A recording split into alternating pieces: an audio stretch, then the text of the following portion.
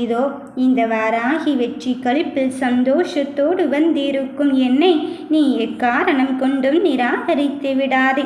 போகும் இடமெல்லாம் நீ அங்கு கண்ணீர் வடித்தாய். ஏனென்றால் துரோகமும் ஏமாற்றமும் நிகழ்ந்து கொண்டு இருக்கின்றது. ஆனால் என்ன நடந்தது ஏது நடந்தது என்று தெரியாமல் எனக்கான தண்டனை மட்டுமே அங்கு வழங்கப்பட்டிருக்கின்றது. இதே மாதிரி எனக்கு யாராவது ஒருவர் துணை இருக்கிறார் என்று தெரிந்தால் எனக்கு இந்த துரோகத்தையும் அவமானத்தையும் அவர்கள் இழைத்திருக்க மாட்டார்கள்.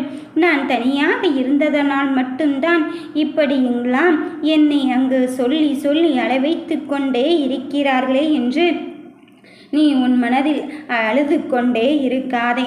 என் பிள்ளையே, இதோ நீ தவமாக தவமிருந்தாய்.